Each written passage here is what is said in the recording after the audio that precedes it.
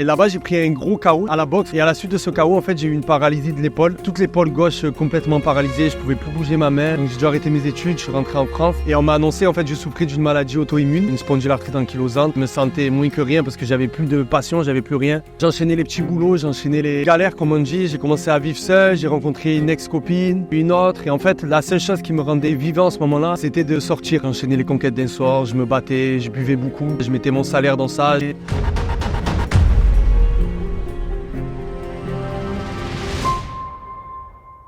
Alors moi je m'appelle Pablo Emmanuel, j'ai 31 ans, je suis de Marseille et voici mon témoignage. Je suis éducateur spécialisé sur Marseille. Alors moi je suis né dans une famille catholique chrétienne, je suis originaire d'Espagne, du sud de l'Espagne.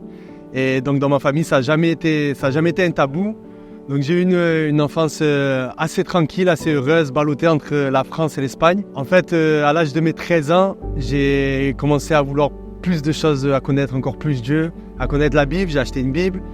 Et à ce moment-là, j'ai un peu dévoré les pages, sauf que l'adolescence est passée, donc j'aimais bien sortir, j'aimais bien les collègues, donc j'ai un peu oublié toutes ces choses-là. Et à l'âge de 14-15 ans, il y a eu quelque chose qui a changé dans ma vie, je me suis inscrit à la boxe, au sport de combat. Mon père était boxeur, et en fait à ce moment-là de ma vie, j'ai mis la boxe à fond dans ma vie, c'est-à-dire que c'était une passion, c'était vraiment devenu la première chose dans ma vie. Donc je vivais que pour ça, je m'entraînais presque jour et nuit, j'allais courir le matin avant les cours, c'était vraiment devenu une obsession pour moi. J'ai fait un championnat de France, j'ai eu la médaille de bronze, j'étais fier, j'étais content, sauf que plus je m'entraînais, plus j'avais des douleurs au dos, j'avais énormément de fatigue, énormément de douleurs. Et à ce moment-là de ma vie, je me disais que c'était peut-être un excès de sport. Donc j'ai continué, je suis parti faire mes études en Espagne, donc à l'étranger. Et là-bas, j'ai pris un gros KO, j'ai continué le sport, j'ai pris un gros KO. Et à la suite de ce KO, en fait, j'ai eu une paralysie de l'épaule. Donc toute l'épaule gauche complètement paralysée, je pouvais plus bouger ma main. C'était très dur à vivre, donc j'ai dû arrêter mes études, je suis rentré en France. Et en France, j'ai été hospitalisé pendant des mois et des mois. J'ai vu de nombreux spécialistes, j'ai fait de nombreux examens. C'était assez dur à vivre. Et on m'a annoncé, en fait, je souffrais d'une maladie auto-immune. Et en fait, cette maladie, elle s'appelle une spondylarthrite ankylosante. Et elle m'a touché fortement à l'âge de 18-19 ans, du coup, avec cette paralysie. Donc à ce moment-là, j'ai dû arrêter le sport, j'ai dû arrêter mes études. J'avais pas de travail. Et en fait, j'avais tellement misé dans le sport, je mettais le sport vraiment très haut. Donc j'étais vraiment tombé de haut. Et je me sentais mal, je me sentais moins que rien parce que j'avais plus de passion, j'avais plus rien. J'avais encore Dieu dans ma vie, mais je savais qu'il pouvait me guérir, mais je n'étais pas convaincu à ce moment-là. Et donc, peu à peu, à force de traitement, j'ai eu beaucoup d'effets secondaires, beaucoup de problèmes. Ça a été une longue marche. Et j'ai repris des études que j'ai arrêtées. C'était compliqué, je ne savais plus où aller. Donc, j'enchaînais les petits boulots, j'enchaînais les galères, comme on dit. J'ai commencé à vivre seul, j'ai rencontré une ex-copine, puis une autre. Et en fait, la seule chose qui me rendait vivant à ce moment-là, la seule chose qui me rendrait libre, c'était de sortir. Donc en gros, je sortais en boîte de nuit, j'enchaînais les conquêtes d'un soir, je me battais, je buvais beaucoup. Et en fait, je vivais que pour ça, je mettais mon salaire dans ça, je me sentais vivant en faisant ces choses-là. Et en fait, c'est vraiment la seule chose qui m'éloignait de ma maladie, de mon quotidien assez lourd. Donc en fait, je faisais paraître la personne que je n'étais pas. Ça a duré bien des années, donc j'ai trompé mes ex pendant des années et je me sentais fier de tout ça, donc je bombais le torse à ce moment-là, j'étais content. Sauf que plus je faisais ces choses-là, plus je rentrais dans une dépression et c'était de plus en plus compliqué. Je me remplissais de ces choses-là et j'étais vide, complètement vide de l'intérieur. Sauf qu'un jour, la dépression m'a amené à des envies suicidaires et donc j'ai pensé de plus en plus au suicide constamment, c'était vraiment fort. Donc je savais que Dieu existait, je savais que Dieu était en moi, mais j'avais les pensées du suicide qui prenaient la première place. Et un jour, j'ai voulu clairement finir avec ma vie. Donc je suis monté dans une falaise qu'on a près de Marseille, au bord de mer. Je savais que là-bas, on sait que là-bas, les gens se suicident. Et je suis allé au bord de cette falaise et je voulais vraiment passer à l'acte, je voulais vraiment finir avec ma vie. Donc en fait, au bord de cette falaise, j'ai beaucoup pleuré, j'ai remis ma vie en question et je me suis mis à genoux. Et en fait, j'ai demandé pardon à Dieu pour ce que j'allais faire. Je demandais pardon à Dieu pour ce que j'avais fait aussi dans ma vie. Je savais que c'était pas bon ce que je faisais. Et en fait, je me suis mis à genoux et j'ai commencé à pleurer. Et j'ai fait la prière peut-être la plus simple de ma vie. J'ai demandé à Dieu que, voilà, s'il existait, parce que peut-être je doutais encore à ce moment-là, s'il existait, qu'il devait se manifester parce que j'étais clairement au bord du gouffre. Et en fait, j'ai ressenti un amour, une paix m'envahir. J'ai rien vu de spécial, j'ai rien entendu, mais j'ai senti une paix m'envahir, une paix que je ne connaissais pas. Et je savais qu'à ce moment-là, tout venait de changer. Je savais que Dieu avait des promesses pour moi. Je savais qu'il y avait encore du chemin, mais que j'allais pas sauter à ce moment-là dans le vide.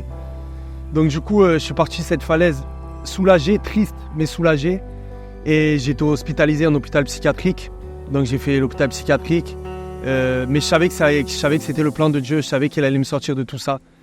Donc je me rappelle être arrivé à l'hôpital à Marseille avec seulement ma Bible. La Bible que j'avais achetée à l'âge de mes 13 ans. Et un surligneur. Et les infirmières, elles ont rigolé quand elles m'ont vu. Elles m'ont dit que c'est la première fois qu'elles voyaient ça. Donc j'avais pas de portable, j'avais rien, j'avais que ma Bible. Et je suis resté plus d'une semaine, 10 jours. Et là, franchement, j'ai dévoré la Bible, mais pas de la même manière que je le faisais. J'ai dévoré la Bible d'une manière... j'avais faim, j'avais soif de connaître Dieu. Parce que je savais que c'était lui qui m'avait sauvé, qui m'avait libéré. Et j'ai lu un verset dans 2 Corinthiens 12. C'est quand Paul, il dit... quand il a l'écharpe dans son corps et qu'il demande à 3 fois à Dieu de l'en libérer, de la faire sortir. Et en fait, à ce moment-là, Dieu lui répond « Ma grâce te suffit, car ma puissance s'accomplit dans la faiblesse. » Et Paul, il dit que voilà, il se réjouira encore plus de ses faiblesses pour que la puissance du Christ soit sur lui.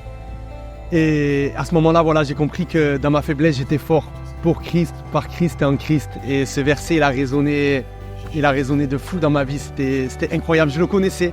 Mais quand je l'ai surligné à ce moment-là, je savais qu'il me parlait à ce moment-là. Donc, je suis sorti de l'hôpital avec un lourd traitement, anxiolytique, antidépresseur et un tas de choses. Mais je savais que Dieu allait me guérir.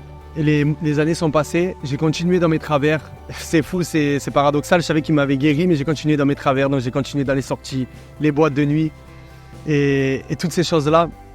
Sauf qu'un jour, je savais que ça allait changer.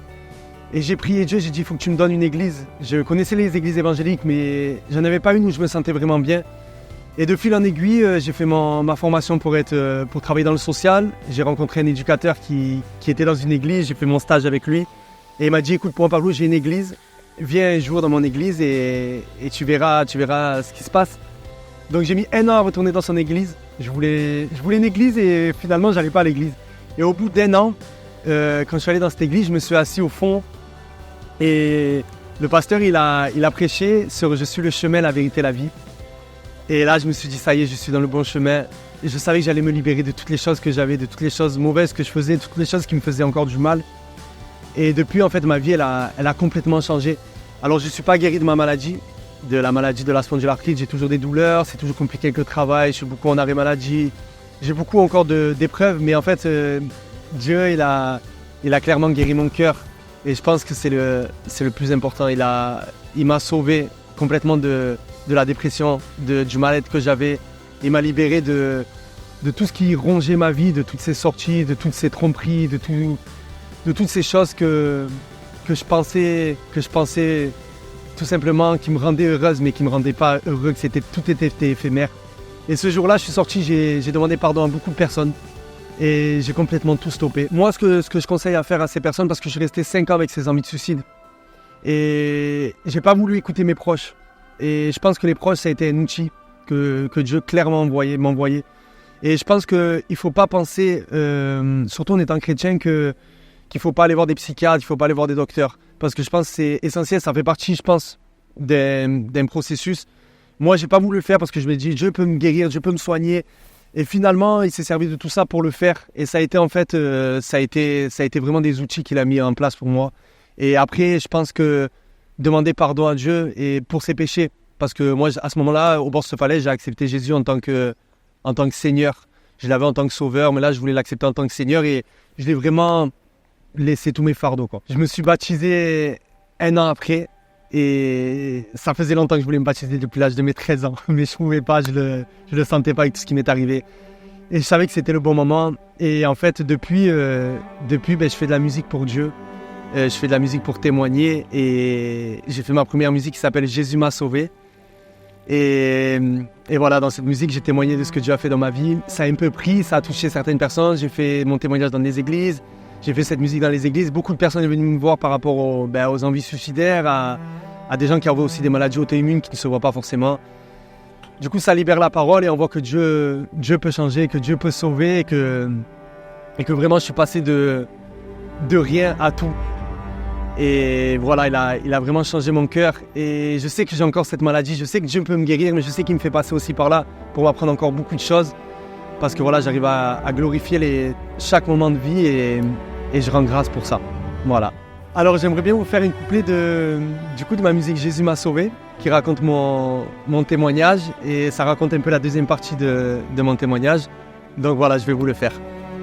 Je vais toujours aussi mal, aller-retour à l'hôpital pour noyer mes peines. Je sors, je bois, je me bats, les conquêtes, je les enchaîne. Pourtant je suis en couple, ouais. Je broie du noir, je suis en boucle, ouais. Mais qu'est-ce que je fais? Faut que je m'en sorte, mais impossible avec mes propres forces. Je lutte, je m'efforce, ma vie se corse. Je montre rien, je bombe le torse, mais tout va mal. Je perds mon travail, et puis un autre, encore un autre. À qui la faute? Les douleurs m'oppressent. De plus en plus j'accuse le coup, de moins en moins je tiens le bout à bout. Fort j'abuse, je me force à encaisser les coups. Je fatigue, je m'assiste, j'aime plus le coup et je deviens fou. Je m'essouffle, je souffre. Comment sortir de ce gouffre? Si plus j'essaie, je m'engouffre. Ici je veux en finir, au bord du précipice. Tout se précipite. Alors j'ouvre ma Bible. Voilà la solution. J'ai ouvert ma Bible et j'ai lu ce verset, 2 Corinthiens 12. Dans 2 Corinthiens 12 et tout a changé. Voilà. Merci beaucoup.